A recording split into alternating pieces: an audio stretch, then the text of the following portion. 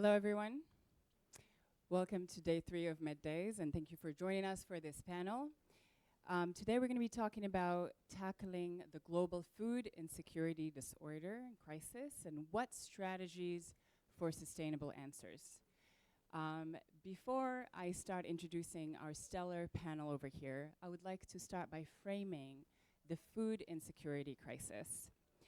As demonstrated by the various famine crises over the last hundreds of years that have struck our planet, the issue of food insecurity and food resources availability goes back for a long time.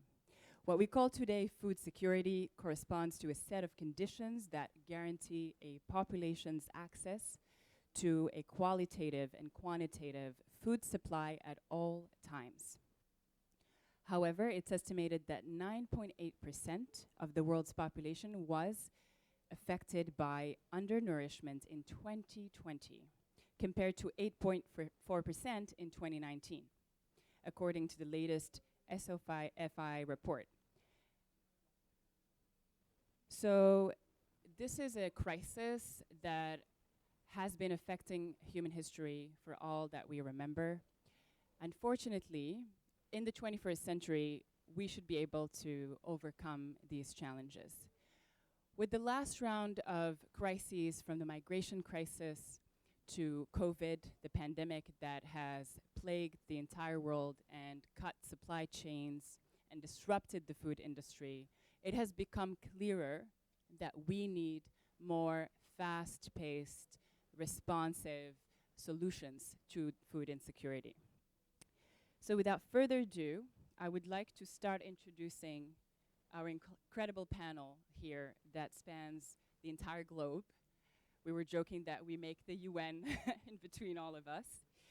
So first, to my left is Mr. Hamid Nourou, Director of WFP Africa Union Global Office and WFP Representative to African Union Commission and United Nations Economic Commission for Africa. He assumed his duty in Addis Ababa as from 27th of April 2021.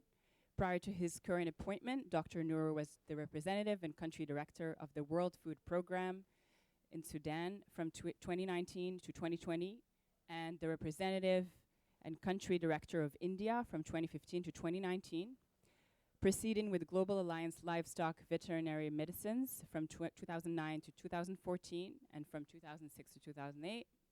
He worked with the African Union, the Inter-African Bureau for Animal Resources, based out of Nairobi, Kenya, as the Senior Policy Officer, Livestock and Fisheries, and veterinarian by training. He has also worked as the Principal Veterinary Officer for the government of Botswana at the Department of Veterinary Services on Livestock Disease Control. Next, we have Mr. Nuneli. He's the managing partner of Sahel Capital Agribusiness Managers, a food and agribusiness private investment firm. Prior to founding Sahel Capital, Mr. Nuneli held roles at JP Morgan & Co., Ocean and Oil Holdings, and AFIG Funds. He's a co-founder of AACE Foods and Sahel Consulting, where he serves as a non-executive director. Mr. Nuneli also serves on the Nigeria National Advisory Board for Impact Investing and on the board of Private Equity and Venture Capital Association in Nigeria. He was honored recently by Harvard Business School in 2021 with his Distinguished Alumni Achievement Award. Next is Mr. Noureddin Boutayeb, the chairman of the Management Board of Crédit Agricole du Maroc and former Deputy Minister of Interior. And next we have Mr. Christopher Hagedorn. Mr. Christopher is the Executive Secretary at the Committee on World Food Security, CFS, based in Rome, Italy. He has served as Executive Secretary of the UN Committee on World Food Security since March 2019. Before joining the UN, Mr. Hagedorn served as the United States Foreign Service Officer for 25 years with the U.S. Department of State and earlier positions with the U.S. Senate and the U.S. Department of Agriculture's Food and Nutrition Service. He served tours in China, South Africa, Tunisia, Egypt, Iraq, Italy, and France, where he covered political and multilateral affairs. His last tour was as chargé d'affaires of the US missions to the UNESCO. And last but not least, we have Mr. Raphael Obonyo, who's a contributor at Diplomatic Career in the Republic of Kenya. Raphael is a public policy analyst and a widely published author in Africa and around the world. He has served as an advisor and expert with the UN, the World Bank, and a number of organizations. He's an alumnus of Duke University, and he has authored and co-authored a number of books. He has also been awarded the Ford Foundation International Fellowship Program. So to start, I would like for each one of you to perhaps begin with assessing the food insecurity crisis and to look at where, and maybe introduce our panel to where the food insecurity issue stood pre-pandemic and where we are now post-pandemic, and how the war in Ukraine has affected food insecurity. And perhaps you can also focus on the regions and the countries you serve and represent.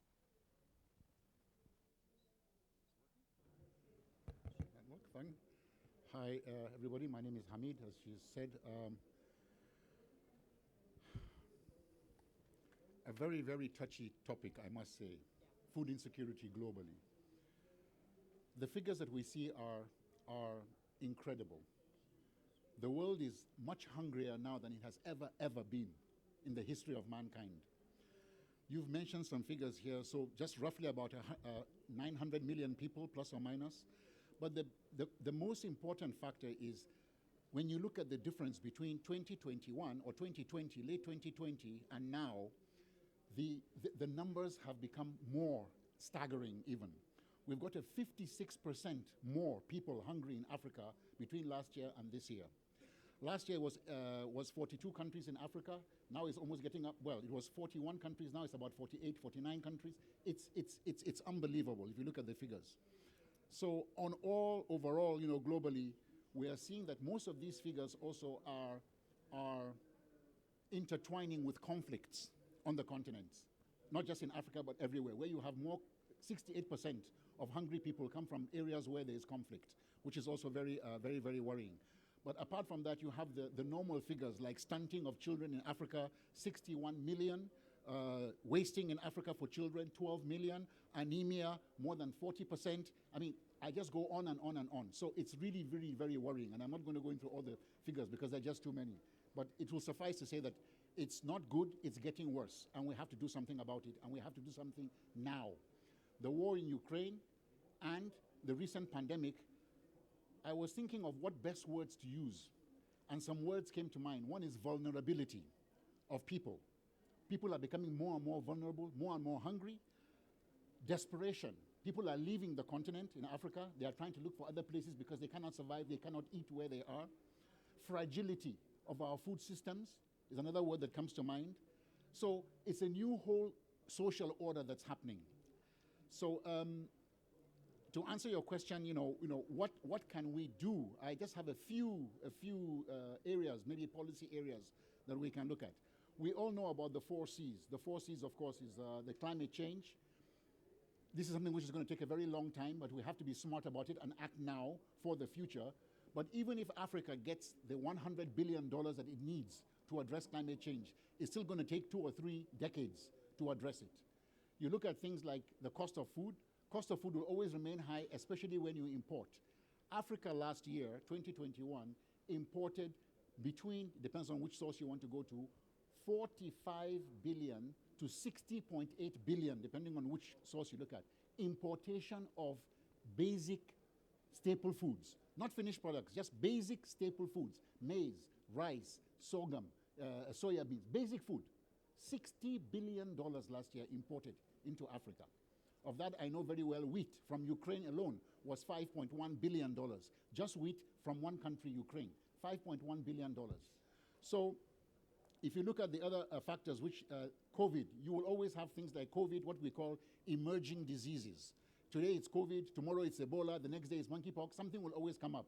We can only prepare ourselves. But you can see what the impact was. The lockdowns, people not being able to go out to get to their farms.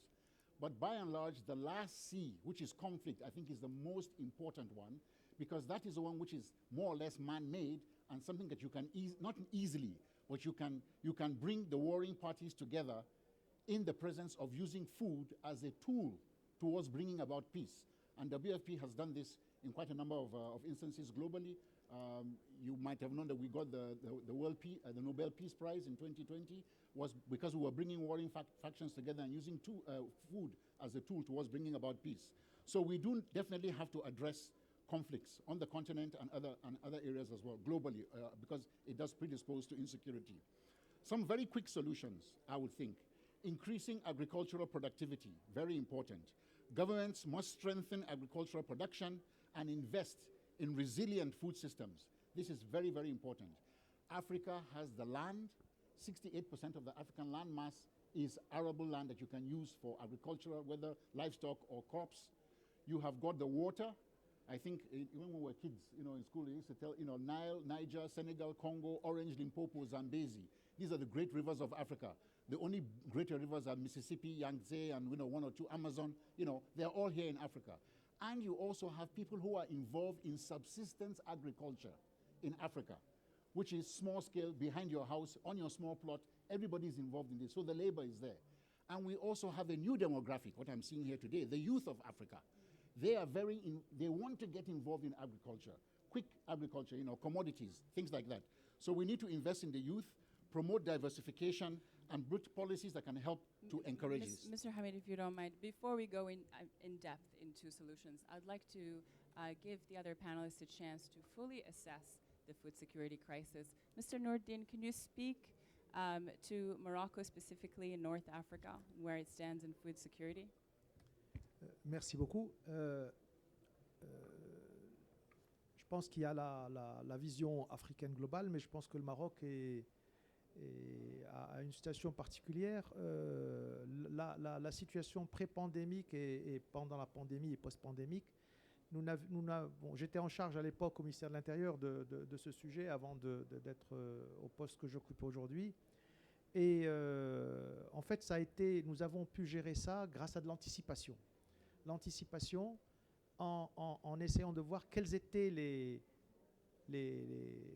produits, en tout cas les produits qu'il fallait absolument avoir pour ne pas tomber dans une situation de crise. Et à l'époque, on avait donc importé de manière importante, les trois, c'est la farine, c'est le sucre et c'est les oléagineux.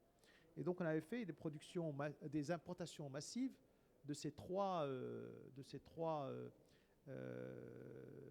éléments pour pouvoir dépasser la crise pandémique. Mais je crois qu'au-delà de la crise pandémique, même les conflits russo-ukrainiens, bien sûr, il nous a touchés, mais plus par le côté prix.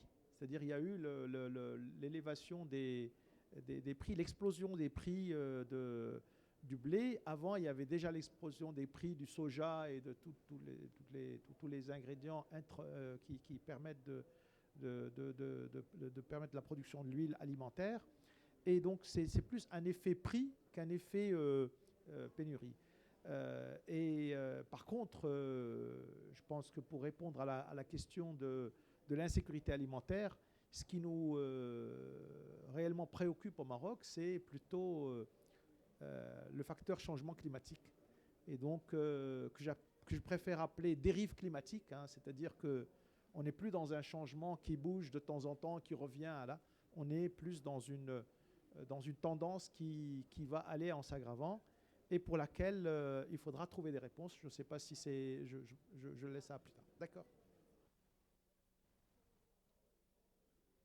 Thank you, Shama, for the question. It's great to be here. First, let me thank the Amadeus Institute, the government in Morocco, for its sponsorship and just the privilege to be here with you amidst this excellent panel.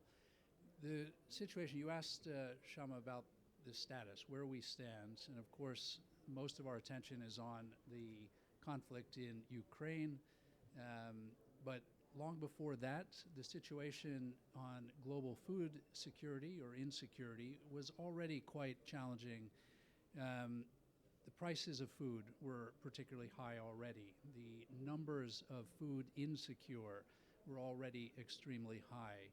The ability for us now to reach the SDG 2 targets in the next 8 years is going to be very, very challenging, with or without the Ukraine war. But of course, what the war really highlights is just the nature of how vulnerable our global food system has become. Supply chains being disrupted, the price increases, inflation robbing all of us of the ability to afford healthy, sustainable diets. We see climate change. Lots of us are talking about it, but is the action enough? The answer is no. Climate change is affecting not only the production, the quantity, but the quality of our food. It's changing disease vectors, pest vectors. It's making all of our lives that much more difficult, which means a new approach really has to be taken. Government leaders really need to start looking at food security as a question of national security. This is something I wrote in the National Geographic magazine back in 2015, and nothing has changed, it would seem. People are starting to recognize that food is vital. The food system approach has to be taken. It's not just SDG 2 in isolation. It's not just food and hunger, but it's a question of how do you sustainably produce healthy food that is good generation after generation, that is affordable, available, and of high quality.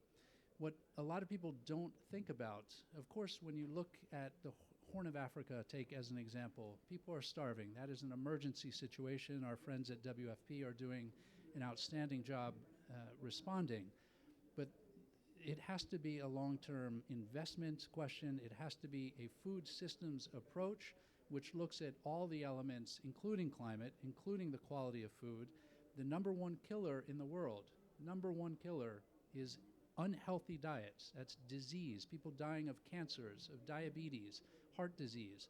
This is forgotten about. And so if government leaders start looking at food and food security as a question of national security, start putting the investments that are necessary to address the scope and scale of the problems, then I think we can start looking at solutions. And I love the fact that you have so many students here today.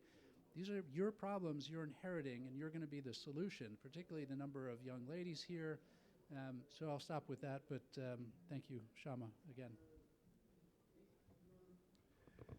Hi, thanks. So there are 4 key points that I would like to bring up to frame the discussion. The first is that food insecurity is not just an Africa problem, it's a worldwide problem. And it impacts everyone across the world, whether it's Europe, the US. In Europe, there's been record droughts, food prices are sky high, and this impacts us on a very individual level. A bigger portion of income is going to pay for food. And one thing to also bear in mind is that revolution and unrest in many parts of the world have started with high food prices or lack of food. And so if as policymakers or as decision makers we're not involved in addressing food security issues, food prices issues, as has been mentioned earlier, it can lead to significant unrest across different markets, different countries, different regions.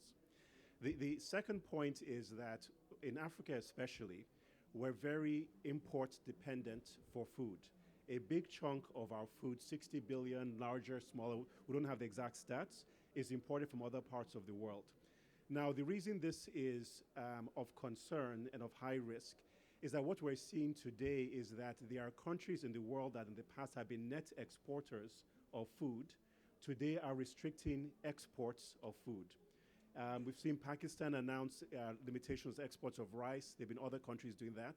And so if you're import dependent and relying on other countries to provide you food, it has huge implications on the price point at which you get food, and even if that food is available coming into your country. The other is around population growth. If we look at population growth worldwide over the next 20, 30 years, the large part of that population growth is coming from Africa.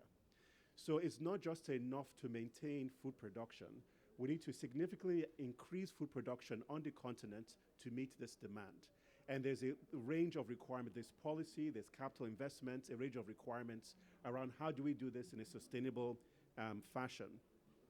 And the other, which is very critical, very easy to ignore, is climate change. And it impacts different countries in different ways. So in Egypt, for example, we're seeing salination, salt impacting fertile lands, which are reducing yields. In Nigeria, we're seeing huge impact of floods. So 4 weeks ago, huge floods impacted probably 2/3 of the country, wiped out a range of harvests of different crop. It has huge implications for, huge ramifications. So the question then is, how are we thinking about climate change? How are we addressing policy? How are we putting in place long-term solutions to address not just drought, but flooding and other implications around climate change? So I'll pause there and can go into details later. Thank you so very much. I think fellow panelists have made some very important points. And speaking last, I would easily say, like they've said, and just stop there. But allow me just to add a few things. First is, of course, to thank the organizers of this particular forum, but particularly this session, which is extremely important, discussing matters of food security. And obviously, food security is under threat, like my colleague has said, not just in Africa, but across the globe. Is food sufficient? Of course, food is not sufficient for the population that we have. Is it safe? Most of the food is not safe, and it's causing diseases, like we've been told. And is it nutritious? Of course, it's not nutritious. And so that calls for urgent action. And so I think as a continent, but also as a globe, the next couple of decades, I think we really need to focus on how best we can address this huge challenge of food insecurity that, of course, is being impacted more by, like you've been saying, issues of climate change. Now we have agricultural productivity that is fairly low. If you look at Africa and in my country, Kenya, where I come from, the average age of a farmer is about 60 to 70 years.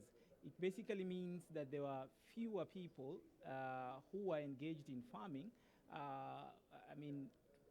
In agriculture, many more young people are not engaging in agriculture. How can we boost agricultural productivity? By, of course, getting youth and women involved, providing the inputs that are required to farmers, whether we're talking about quality seeds, whether we're talking about fertilizers. How do we address the issue of the growing population? How do we produce food enough for the growing population? How do we address the issue of urbanization? Yesterday I was on a panel here where we were talking about many more people moving into cities and towns. And as people move into cities and towns, it basically means we are leaving the rural areas, which have actually been the spaces and places where we've been producing food. How do we make sure that we're able to fill in that gap? So a range of issues impacting food security that we need to address, but I'm sure we will discuss that when it comes to solution. Thank you so much. Thank you so much. Thank you for bringing up that point about the age gap in farming in general. I think one optimistic thing is that we're starting to see a rise in sort of younger farmers sort of showing up, especially in the West and in the US. There are some young farmers who are creating sort of Instagram accounts to inspire younger generations to take up farming. So I see some hope in that. Now that we've painted this realistic but grim picture of the food insecurity crisis, I'd like us to sort of move a little bit towards solutions and what can be done. And I want to know, because I deeply believe in human potential and human resilience, I'd like to know some of the actions that are being taken as we speak to deal with this food crisis. Especially from your own sort of angles and perspectives and what you're witnessing in the communities that you serve and work with. What are some of the solutions that are being implemented to mitigate this crisis? Thank you, Shama. So I think we can classify them into short-term immediate emergency, because there are people out there now who are facing unprecedented hunger. So the immediate access to these individuals through humanitarian organizations, the UN inclusive, World Food Program in particular, we do that a lot. So having the resources, but the problem is that the gaps, there are more and more people who are coming into this food deficiency net. You know, more IDPs, more, conflicts, more droughts, more. But we must not take our eye off the ball. People will die if we don't give them food immediately. So having short-term remedy measures, which are still emergency, humanitarian, supportive, still need to be put in place in terms of access, in terms of short-term policies that can quickly procure, and give people so that they stop dying. I think that's very important. We have to continue with that. But in terms of long-term remedy measures, like I said, I really feel that conflict and resolving conflict, bringing people together, because even where you have the conflict taking place, you can have conflict taking place here between two parties, and you are able to produce food on that same piece of land. But because of the conflict, people don't have access to the farms. So conflict needs to be looked at, I think, and addressed as quickly as possible in a more positive kind of a way. But we need to rethink our agricultural policies. And it's not for lack of having policies. We've got the Sustainable Development Goals. We've got so many different policies, on the continent, in Africa, and also globally. But it's how do we act on these policies? We have very good early warning systems nowadays that can tell us, that there's going to be a drought in this country in the next 4 or 5 months. We can predict. But the question is that when we tell policymakers this, how many of them put aside strategic reserves in order to, rather than wait for the problem to come first before you start reacting? So I think having that, bridging that gap is very, very important. Diversifying countries which have the potential for food. In Africa, I remember in the 1980s, 90s, Nigeria, Ghana, Zimbabwe used to produce a lot of, it was the bread basket for the whole of Southern Africa. Sudan used to produce a lot of food for the whole of the Horn of Africa in the Al Jazeera scheme. These were there, they were working, they were functioning, but today they are not. How do we reactivate that? Because food, as my colleague has said, has now become a matter of national priority. The other thing we have to look at is indigenous foods. We seem to have brushed away our indigenous foods for preference for imported or foreign foods, like the dependency on flour and bread and things like that, where, in the past we never used to do that. And we have to look at this now and try to see how we can reactivate it. And last but not the least, women and the role of women and the youth in agriculture and bringing them into the fold with the areas where they are interested, not taking a hoe and digging and planting maize and waiting for God to bring rain. No, the youth are not interested in that. They're looking at commodities, storage, value added, changing peanuts into peanut butter, making cocoa into chocolate. That's what they want to do. How do we encourage them to get into that? And the private sector coming in to drive that, I think, is very key. Thank you. Merci. Si vous permettez, je voudrais peut-être juste commencer par raconter en quelques phrases par où est passé le Maroc.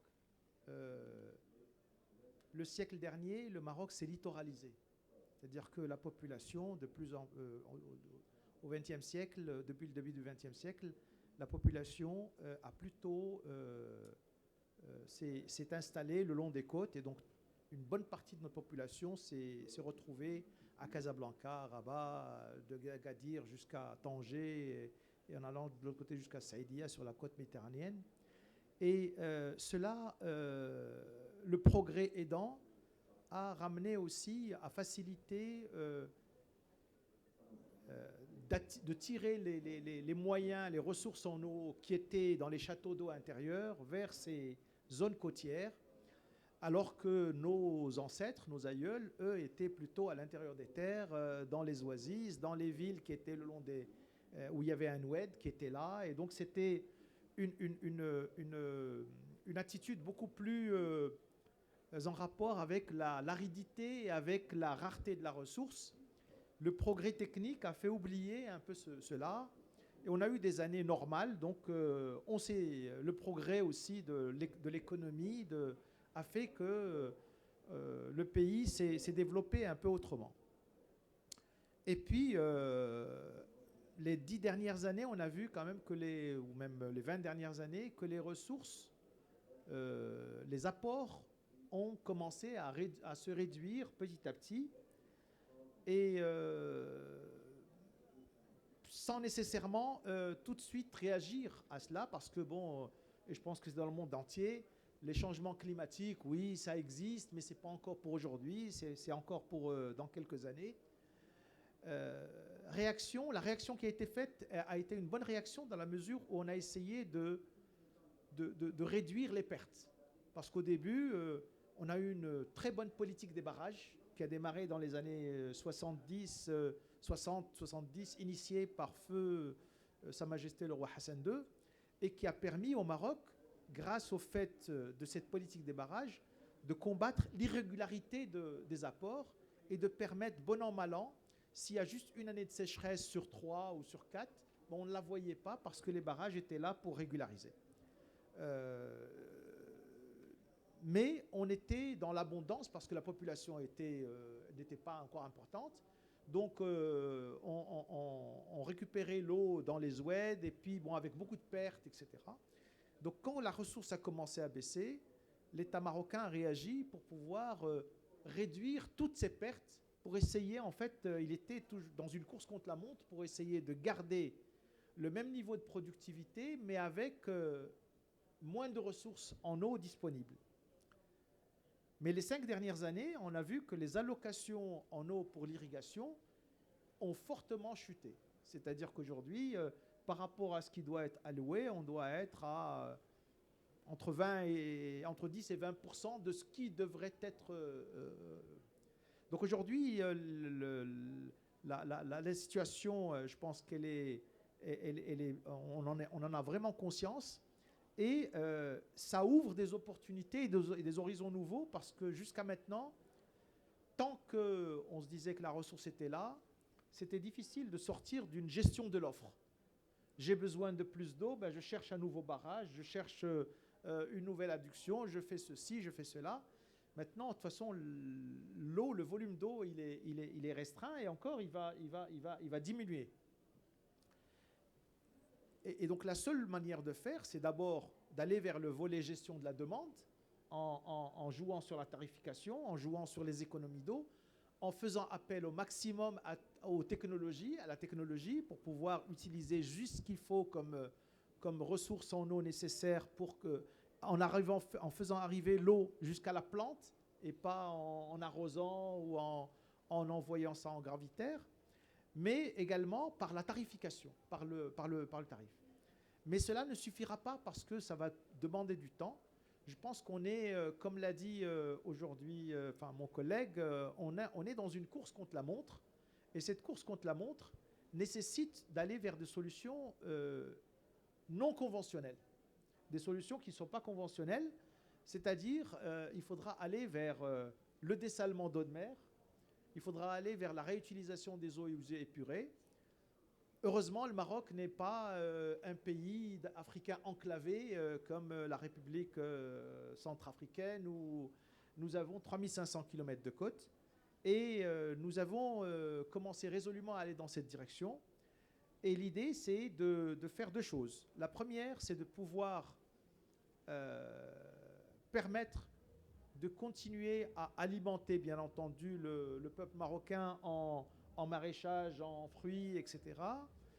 Mais également, puisque c'est des produits à haute valeur ajoutée et à des spéculations à forte valeur ajoutée, de pouvoir utiliser l'eau dessalée qui est plus chère, bien entendu. Aujourd'hui, l'eau dessalée revient à, si on utilise l'énergie fossile à 5 dirhams, c'est-à-dire 0,5 $ le mètre cube, si on utilise les énergies renouvelables, on est arrivé au niveau d'un périmètre plus au sud à 0,25 $.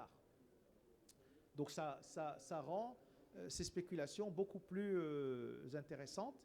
Mais par contre, à côté de ça, donc l'idée aujourd'hui, c'est d'aller résolument vers cette logique, d'en faire plusieurs, des 5000 hectares tout le long de la côte, de manière parallélisée pour permettre de rattraper le temps. Mais là, c'est une course qu'on la montre. Il faut que tous les problèmes de gouvernance institutionnelle, etc., soient réglés. Mais à côté de ça, il faut pouvoir assurer un minimum de production en céréales et là, il faut pouvoir trouver comment apporter juste le complément en eau là où il faut à la plante pour qu'elle puisse... et là aussi, on est en train de travailler sur ça. L'idée, c'est de dire aujourd'hui, le changement climatique est là. Bah, il faut l'accepter, mais il faut y aller vite. L'eau coûtera plus cher, tout coûtera plus cher. Il faudra trouver d'autres solutions. Pour les populations les plus démunies, ben, on est en train de mettre en place des filets sociaux, des aides sociales ciblées, etc., pour pouvoir permettre à ce système nouveau de fonctionner. Nous ne sommes pas responsables du changement climatique. L'Afrique entière, elle participe pour un pouillème dans cette accumulation de gaz à effet de serre. Mais bon, nous prenons de plein fouet cela. Nous prenons aussi de plein fouet ce qu'ont dit mes collègues sur les phénomènes extrêmes, donc les inondations, etc. Il faut aussi pouvoir mettre en place des systèmes de gestion de risques de catastrophes naturelles pour pouvoir faire de la prévention, de l'alerte, etc., pour permettre en tout cas de préserver les vies d'abord et si possible les biens.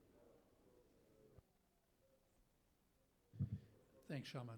Let me also just make a short disclaimer. As of Monday of this week, as I told you earlier, I left my job as the secretary of the CFS. I'll talk a little bit about the CFS because I think it is an important venue for our discussion. But you asked about solutions, and all of us are interested in the solutions. But we have to start. This is one of the most complex issues out there in terms of development. And you have to start by examining the global level, what can be done at a global governance level, at a regional level, sub-regional, most importantly, the national level, but even down to local cities, and even personal, the choices you and I make every day, how we deal with food. So to me, the most important thing in terms of effective solutions is really at the heart of that question is how governance is done. Governance, and I'll focus on national governments in particular, where the responsibility really lies for the development of their country, for the benefit of their people, dealing with income inequalities, dealing with access, affordability, the quality of food, all the things that go to the very heart of these questions of food security. But I'd also point out that governance is about respect for rights. And what we don't hear very often in a conversation about food security is human rights, and particularly the human right to food. This is something that many governments go to Rome or elsewhere in New York to UN meetings and profess deep respect for the right to food, but don't apply it at home. That's something that has to be changed, and this is where civil society plays such an important role. You also have the question of investments, and I'm glad my friend Mizo is here to speak about the private sector, because I think the money is not going to come from governments, and adequate money is not going to come from governments or the UN or any other source. The private sector is where the financing is.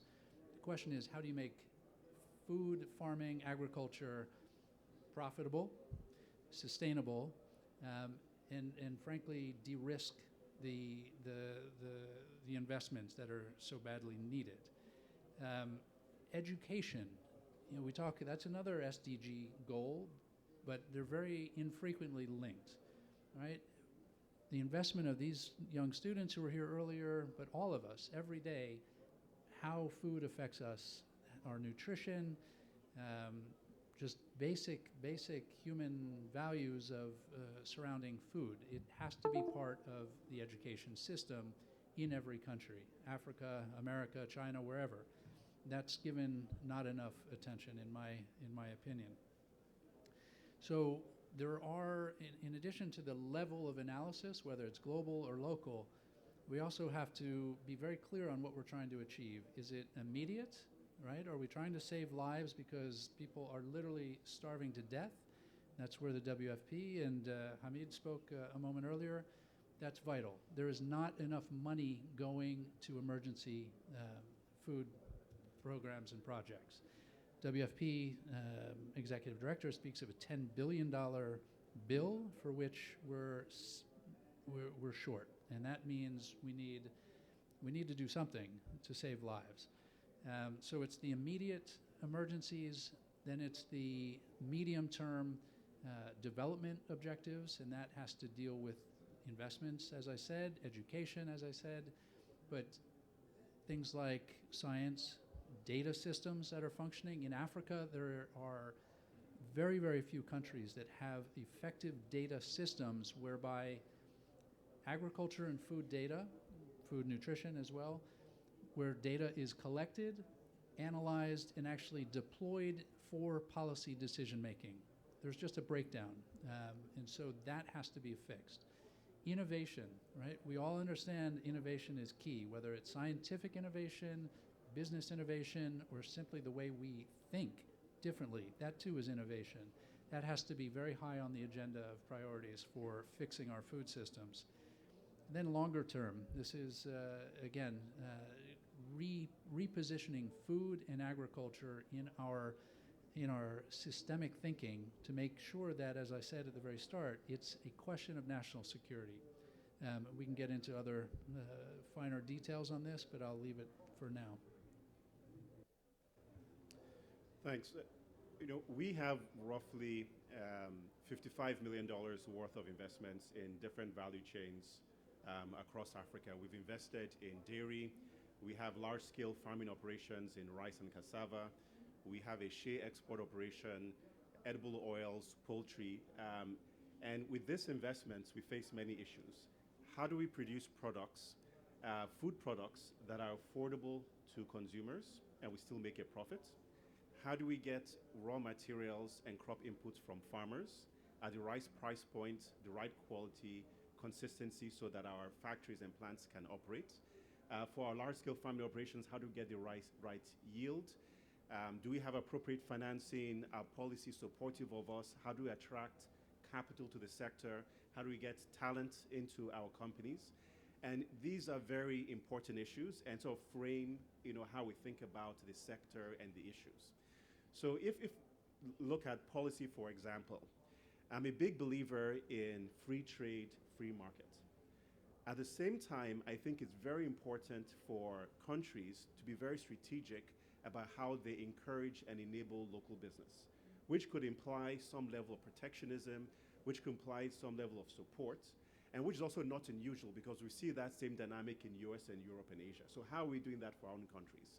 And which sectors, what tariffs, what does it mean? So in Nigeria, for example, about 4 years ago, there were increasing tariffs around rice. Nigeria is one of the largest importers of rice in the world. Rice consumption has gone from roughly 2 million tons a year to roughly 6 million tons a year.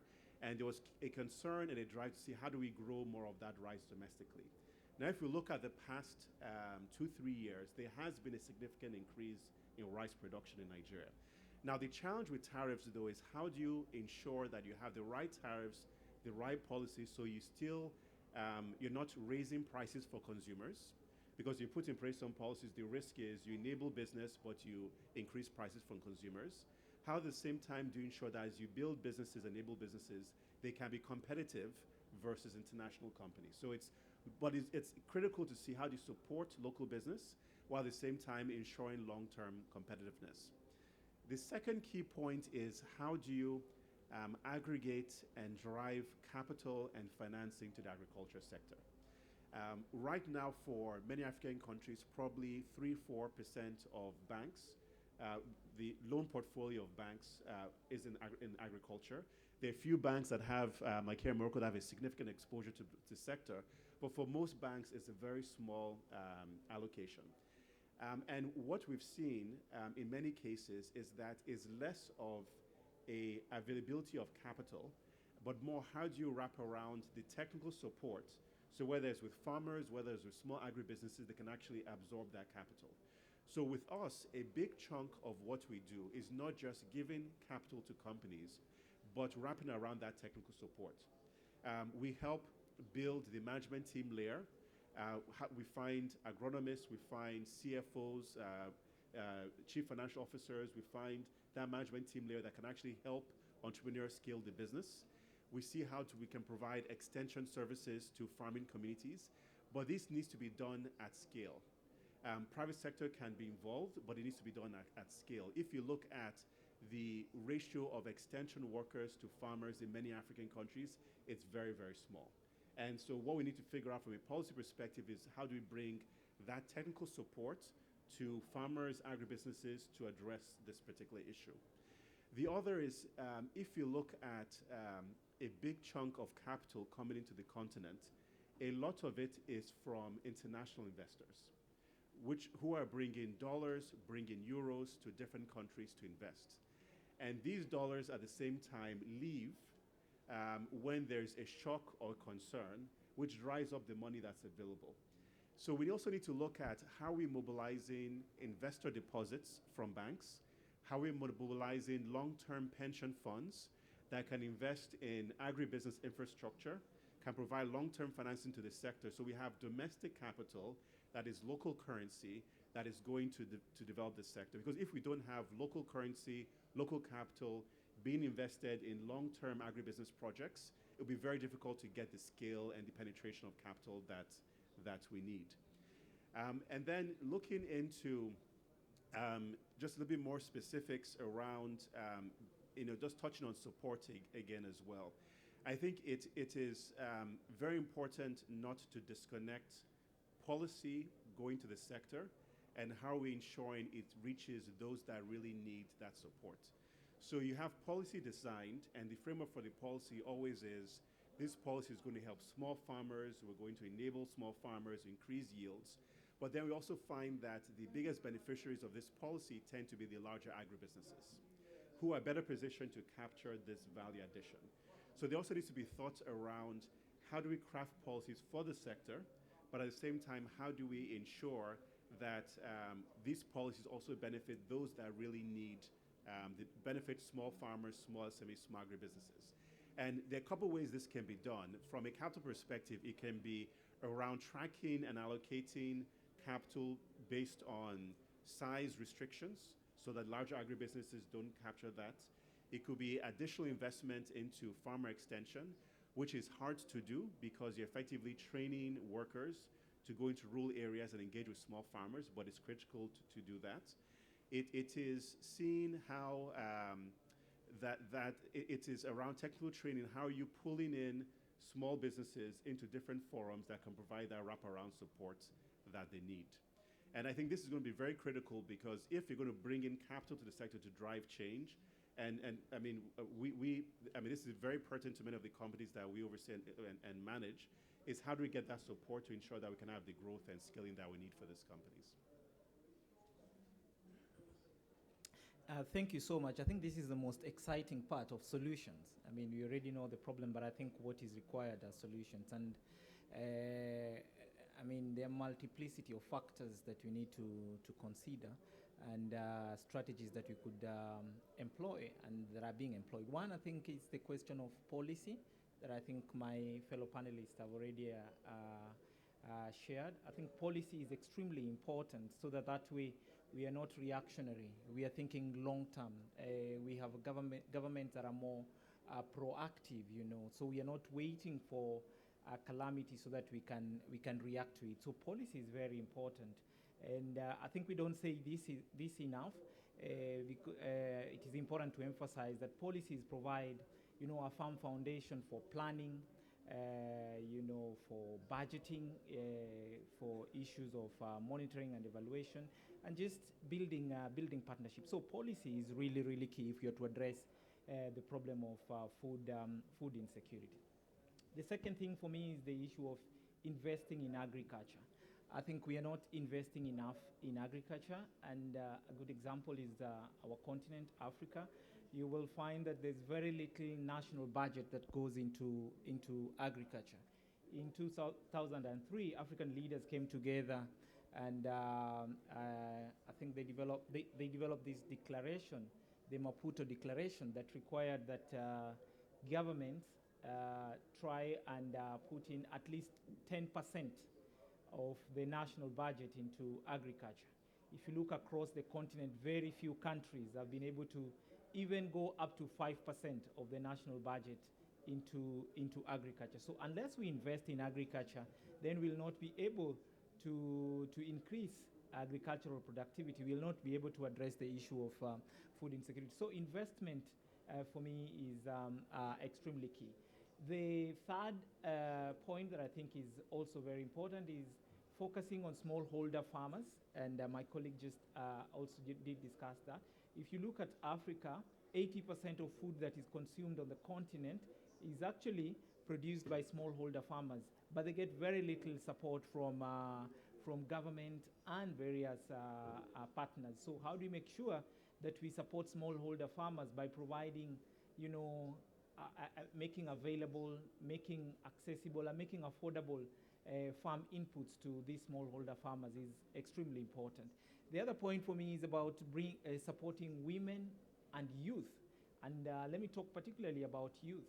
Like I did say, the average age of an African farmer is about 60 to 70 years. How do you make youth be part of agriculture? And there are various endeavors and efforts that are being made by governments, but also by different organizations to try and bring youth into the fore, because unless youth are brought into the fore, then it means that in the next couple of years we'll even have more acute problem than what we are experiencing. And I'm sure we've all heard this tagline of how do we make agriculture cool, so that youth can engage in agriculture. One of the ways is to look at agriculture in terms of the value chain. It's not just about cultivating the land, it's also about the value chains, and interest youth in the various plugins that are there in the value chain, so that more young people can engage in agriculture. That is extremely important. And lastly, for me, it's just a question of private sector.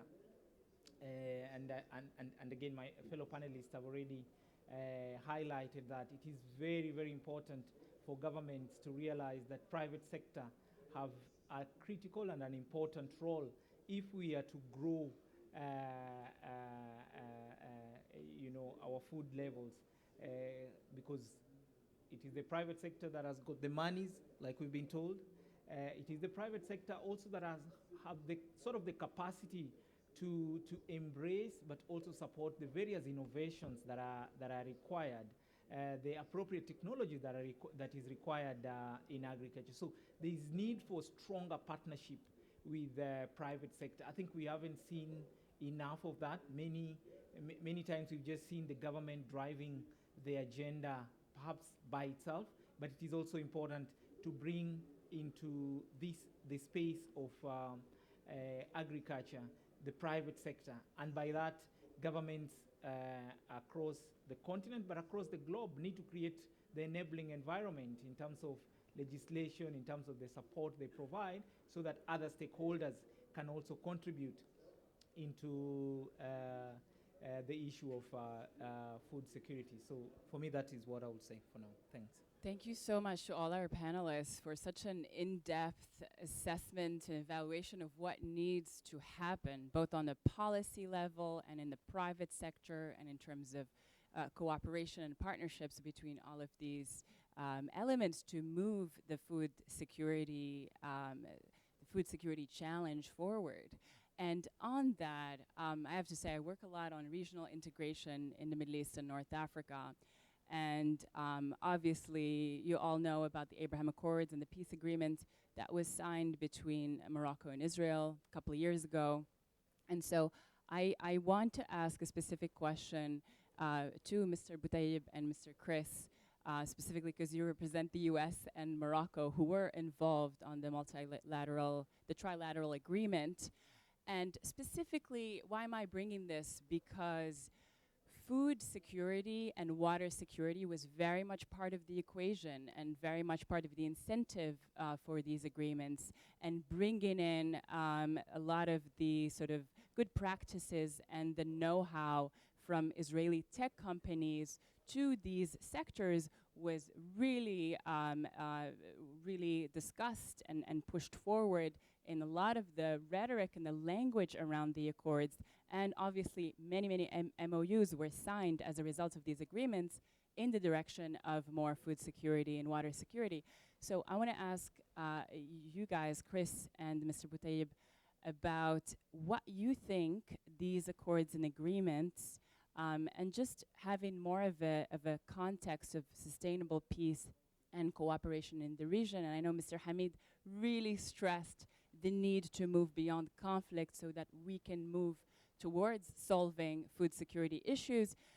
What do you think these MOUs, these agreements that were signed, can really do for food security in the region and perhaps globally?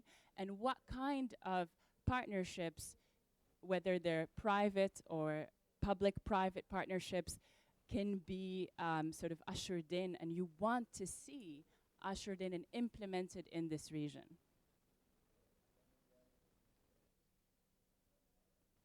Would you like me to start? Sure.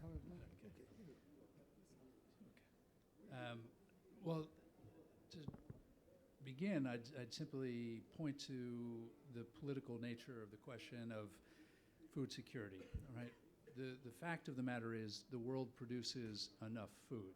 There shouldn't be anybody going to bed hungry at night. It's political decision making, conflict, that is what is behind the vast majority of food insecurity in the world.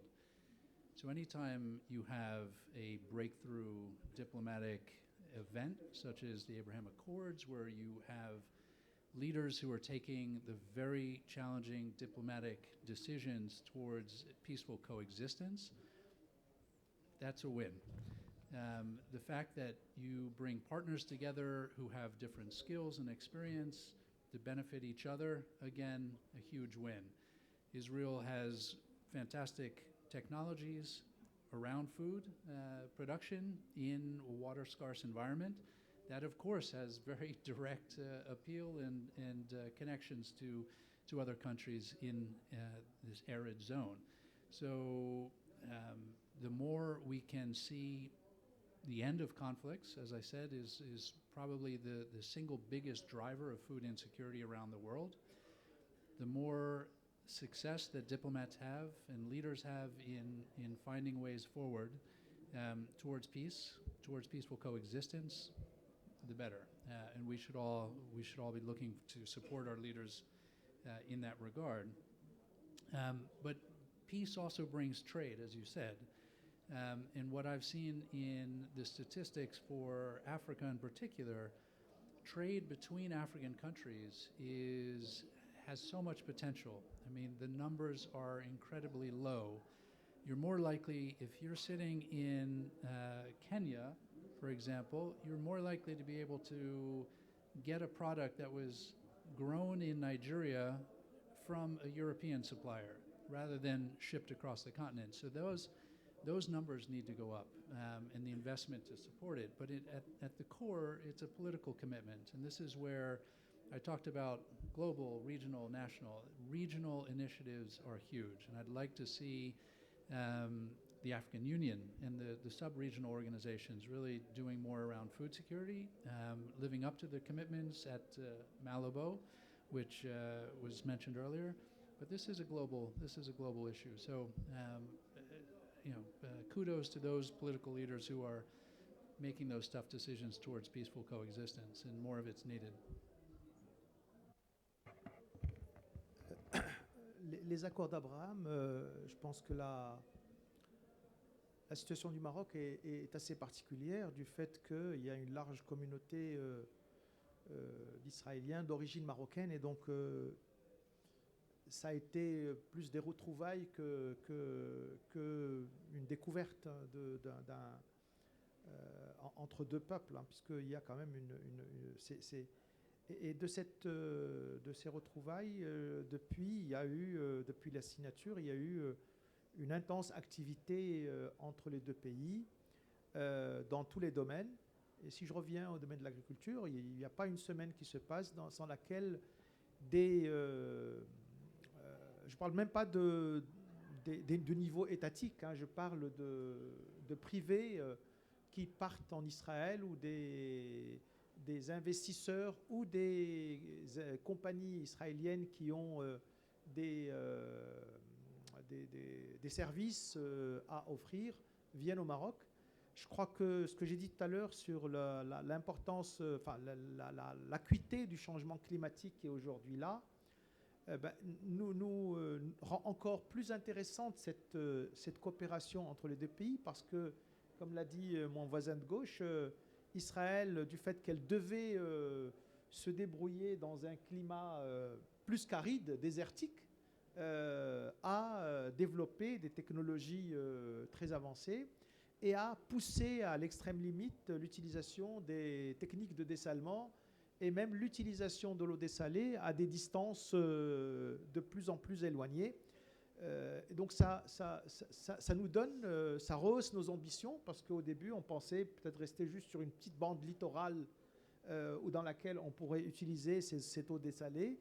Là, avec l'apport de la technologie et de ce qui a été réalisé, et de ce qu'on voit qui a été fait là-bas, ça rend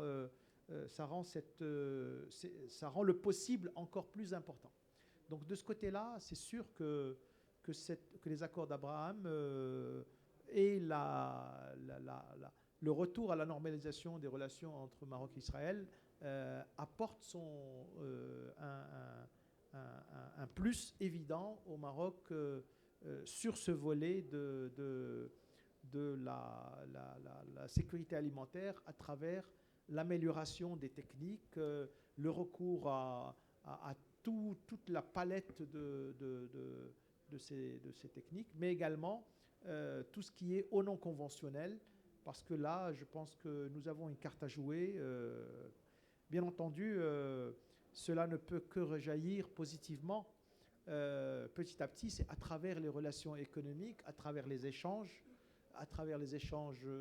de biens, de personnes qui vont dans les deux sens, que petit à petit, on arrivera à retrouver un climat propice pour pouvoir discuter et dépasser tous les problèmes et régler toutes les problématiques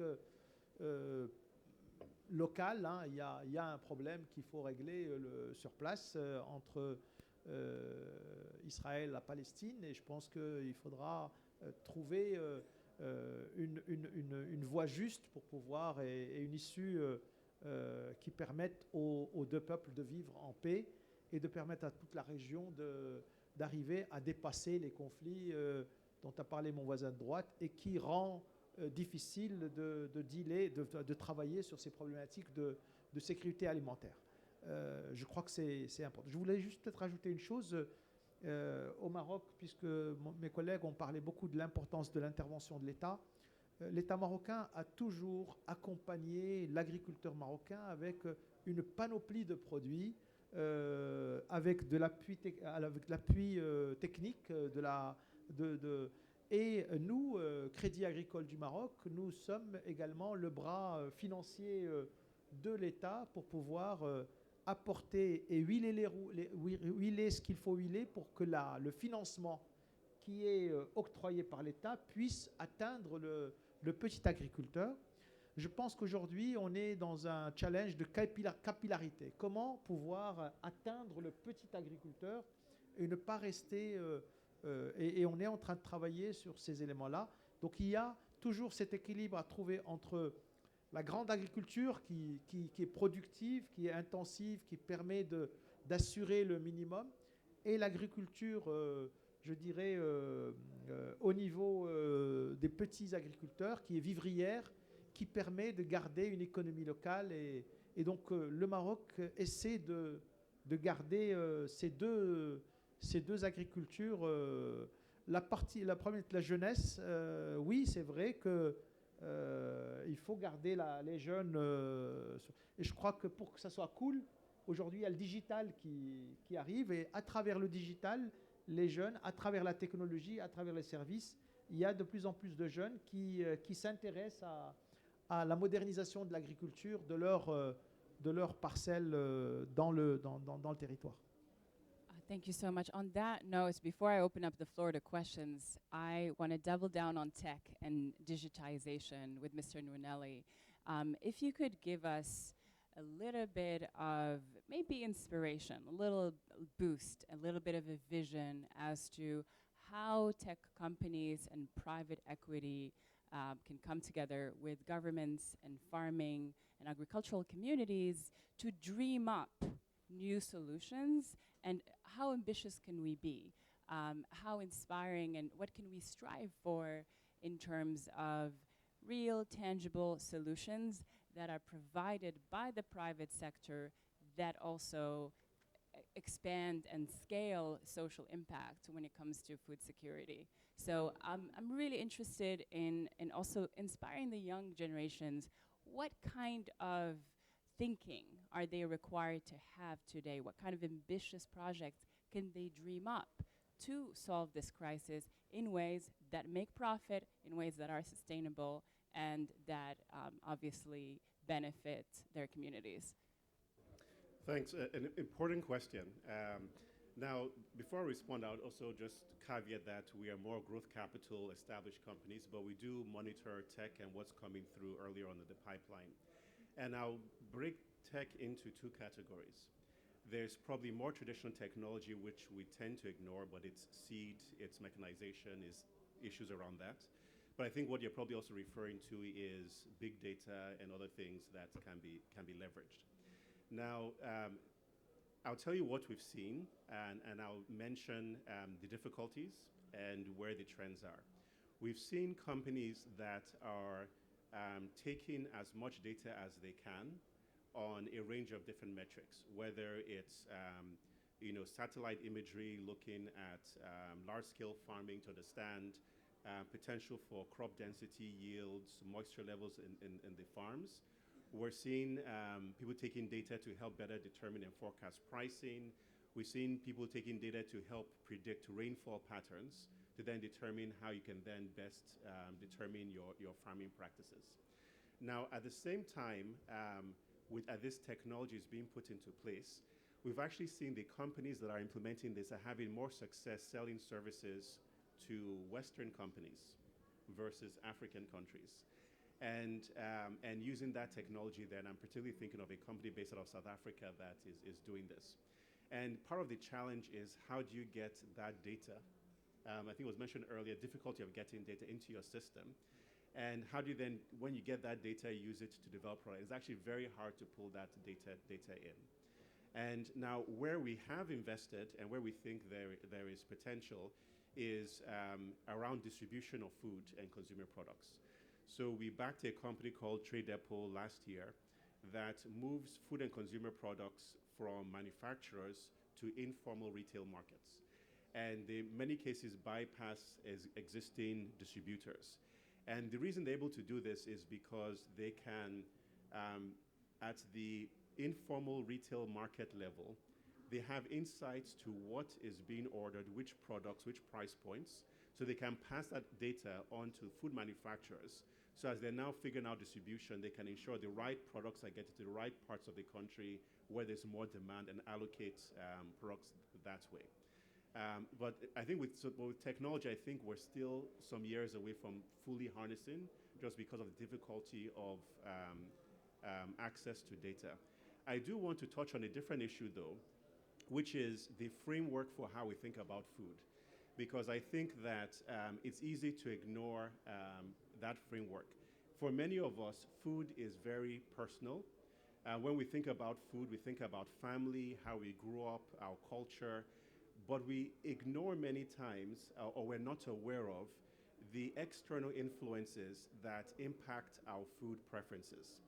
And I think it's very important to understand this and take this into account as we figure out and develop policy. So for example, and I'll give a couple examples. In Nigeria, in eastern Nigeria, dried fish and stockfish is a big part of a meal.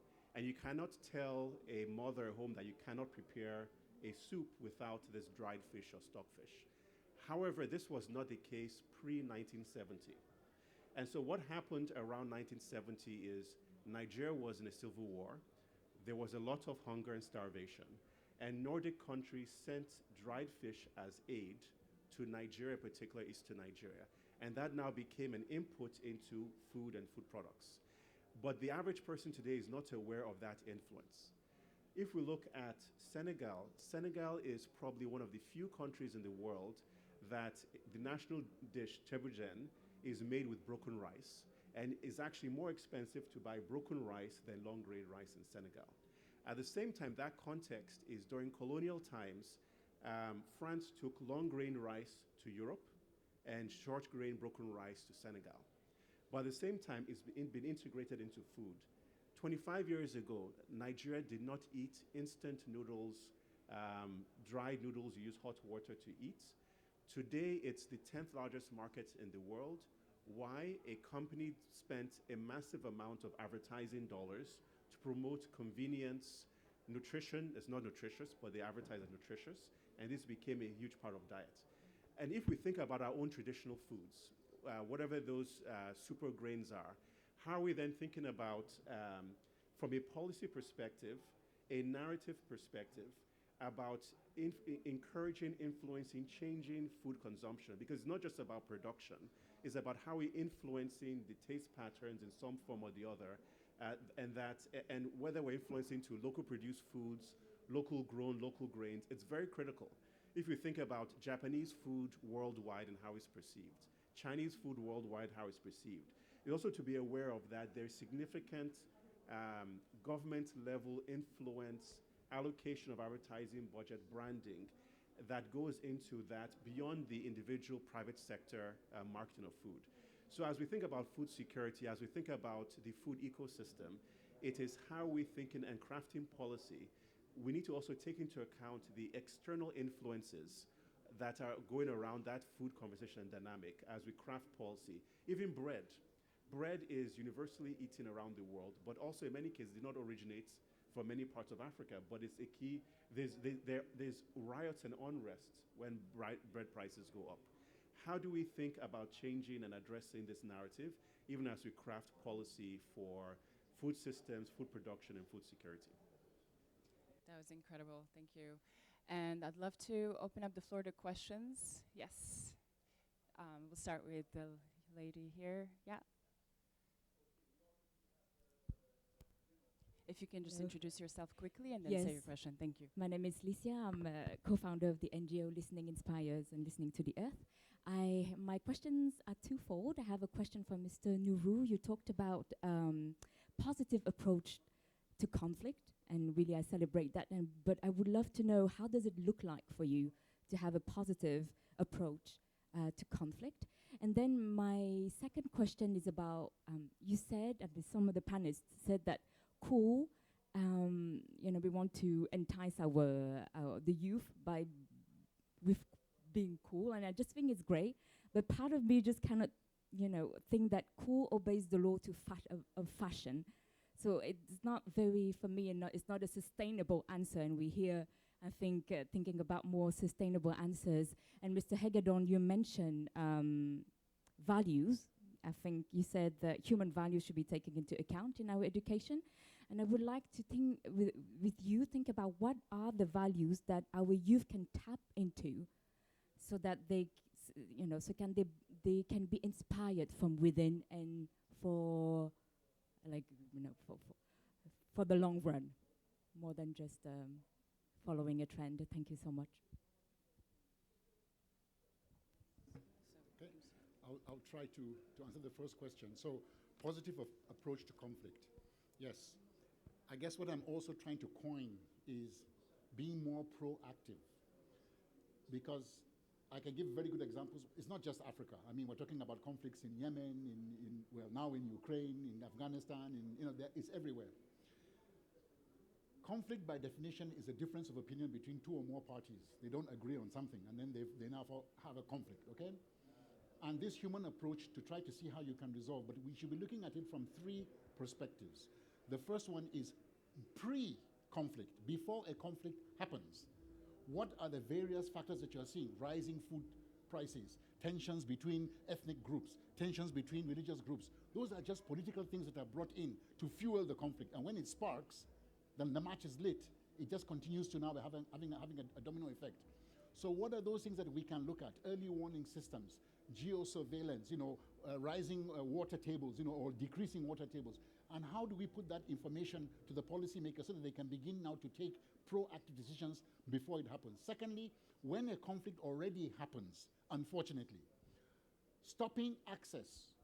United Nations Resolution 2417 was allowing UN agencies to get in, So during that time, when you have conflicts that are not allowing, UN agencies to get in or humanitarian agencies to get in, people die. So how do you resolve that? By not allowing it to become prolonged. The third way is, of course, looking at it when you say post-conflict resolutions. Right now, in many countries like Sudan, in the Darfurs, for example, I served in Darfur for a couple of years. How do you address the root causes? And then this growing cancer in Africa, for example, the whole of the Sahel region, which is terrorism and blah, blah, blah, Al-Shabaab, Boko Haram, they were never there 20 years ago. The herdsmen and the farmers used to stay together in the same. Why is it now we have it? And why are we not able to resolve this? So it is being proactive and actually putting the foot down now to try and see how we can, amongst ourselves, without too much external intervention, overcome these and talk to one another. Because, like I've said in many examples, you can't drink the oil, you can't eat the gold. Everybody needs to eat food, whether you like it or not.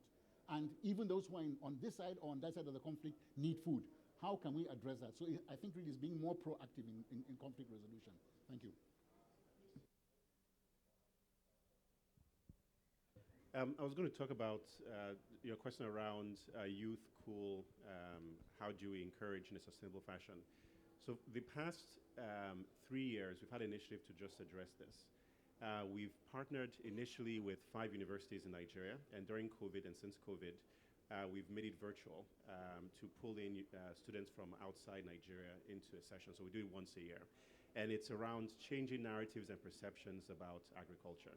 Because you speak to the average young person, when they hear agriculture, they're thinking of a hoe, a farm, and nobody wants to do that, and I don't blame anyone for wanting to do that. It's not glamorous. It's not glamorous. Many of us here would not consider that as lifestyle. And what's interesting is for many people as well, their parents and earlier generations left the rural areas to go to cities, and it's hard to now send back. Now, the way we've looked at it and engagement is that agriculture is more than farming. It is, you can be an agriculture investor. You can be the scientist that is doing improved yields. It is, you can be the individual engineer that's producing purpose-built equipment for farming.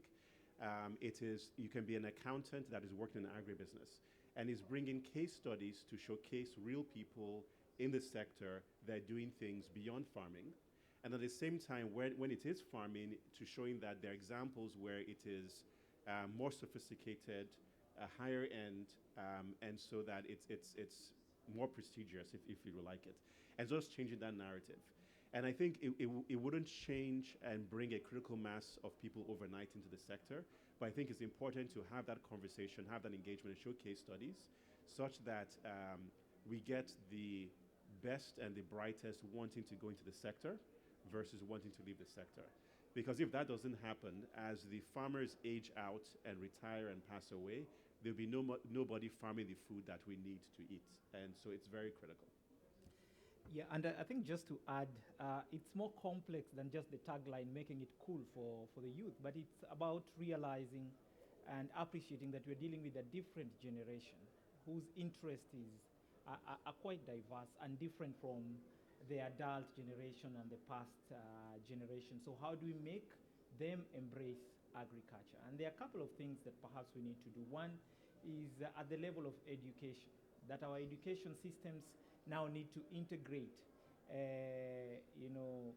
lessons on agriculture in a way that the upcoming generation can embrace that and see agriculture as a space and an opportunity for them. So education plays a critical role. And of course, in informal spaces, awareness is also extremely key so that young people can also appreciate the importance of agriculture, because unless we help young people to embrace agriculture, the older generation is getting tired.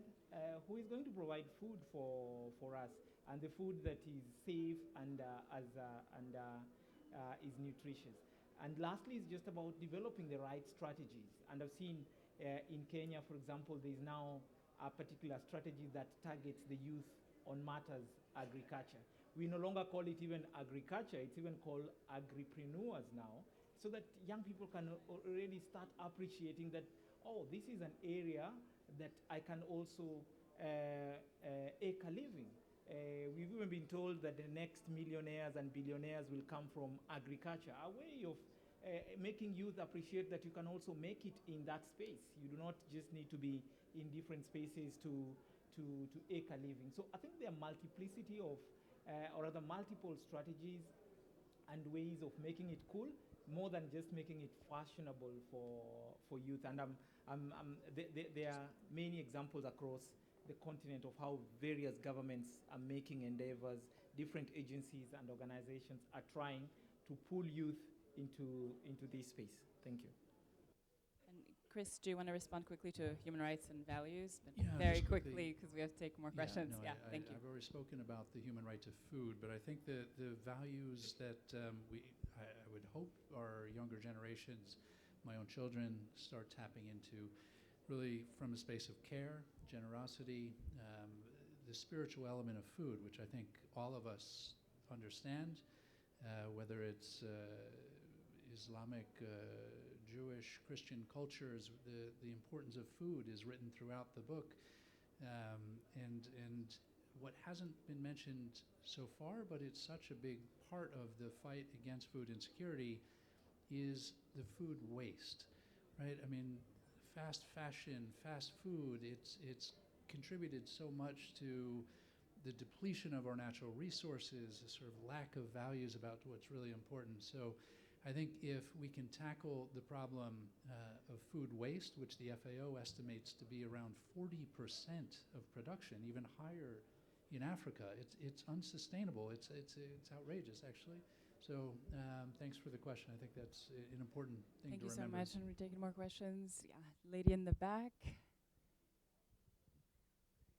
Well, thank you very much. I'm Ambassador Asya bin Saleh Alawi, Ambassador at Large for His Majesty the King. And I have written actually my dissertation about food security. And for the time being, I'm co-chairing with Haile Mariam Desalegn the Montpellier Malabo Forum that you probably know, which really is supported by the panel of 17 experts. So I would have many questions, but I would like just to give you a piece of information concerning an area which has not been very much stressed. It's research. We need, of course, investment in Africa, but we need research. And research, you can hit many birds with one stone.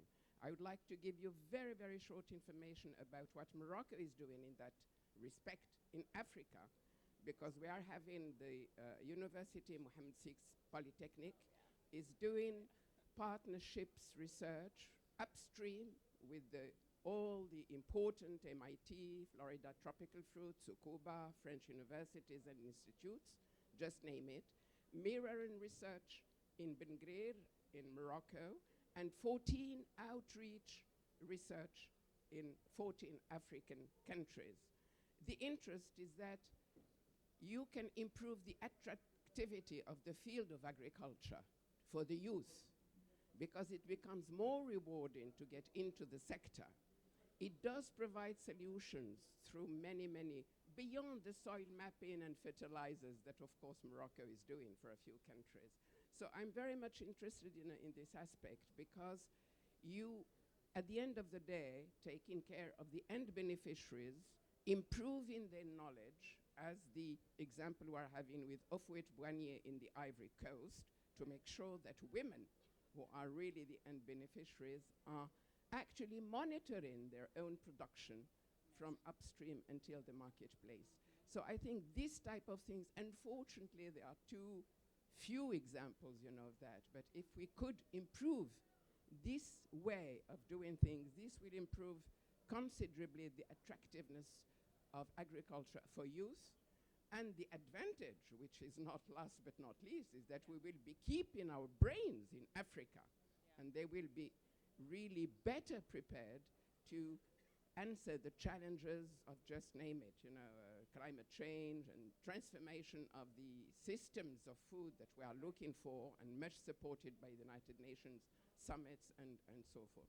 Sorry to have been a little long, but this is one of the glimpses of hopes for Africa, that we really have to look for the future in order to invest in research and innovation. Thank you so much, Ambassador, for that intervention. And we're very grateful that you're here and that you shared your own research, because we were talking before starting the panel about the gender imbalance here. So thank you so much for contributing. And I think you and Mr. Hamid will find that you have a lot in common. So I would encourage you to speak together. And for all of our other attendees, please make sure to use the app to sign up and connect with our panelists. If you want to discuss something, you want to get in touch, you want to get involved, I definitely encourage you to connect with everyone here and with myself if you need help reaching out to any of our panelists. And I think we have room for one more question, correct? So yes, we'll take the gentleman over there. He's been waiting patiently. D'abord, merci pour cette réflexion humaniste. Vous avez dressé tout à l'heure un bilan chagrinant sur la situation alimentaire en Afrique. Mais est-ce que vous ne pensez pas que les premiers créateurs et propulseurs de l'insécurité alimentaire sont nos dirigeants africains? Quand on s'aveugle sordidement et lâchement sur l'accaparement des terres cultivables, de land grabbing, quand on s'aveugle sur la ruée vers les terres cultivables, on est en train de contribuer à l'insécurité alimentaire. Vous savez, entre 2000 et 2010, 5% de l'espace cultivable en Afrique a été transféré à des investisseurs étrangers, à des multinationales.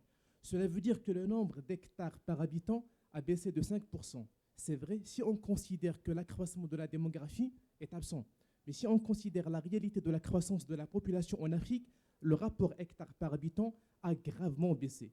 Donc, quand on s'aveugle sur la ruée vers les terres cultivables, on contribue. Quand les dirigeants africains encouragent la promotion de la culture d'exportation, est-ce que vous pensez qu'on peut faire face à l'insécurité alimentaire par la culture de l'avocat, par la culture des fruits rouges? Pas du tout. Ce sont les céréales qui peuvent permettre à faire face à cette insécurité alimentaire.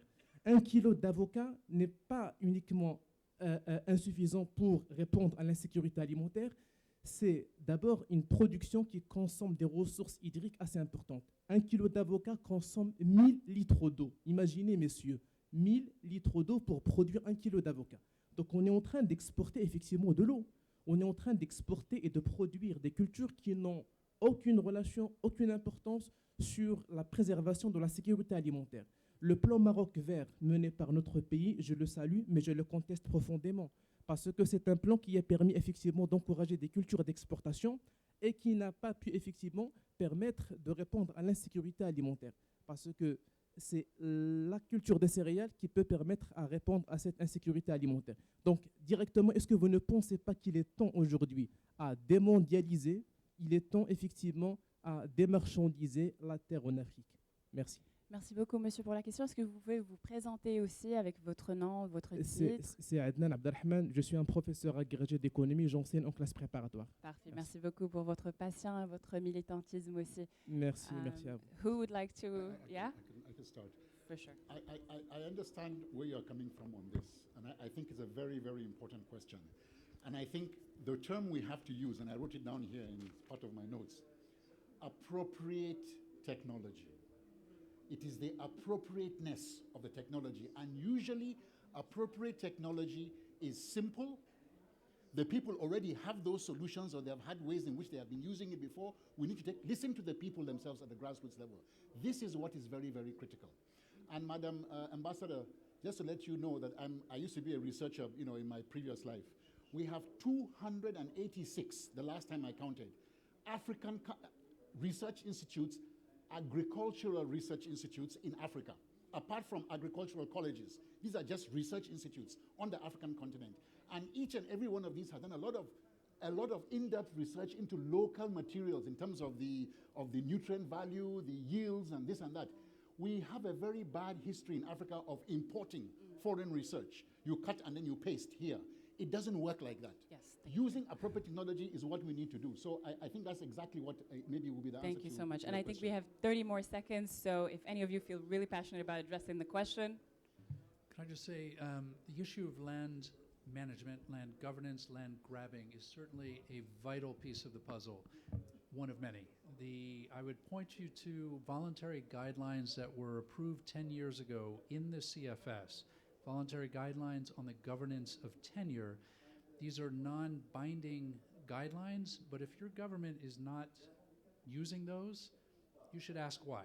Those are a powerful tool that go to the heart of the question you've asked. Thank you so much. Thank you so much to all of our attendees for being with us and for being really patient with us and asking very insightful questions.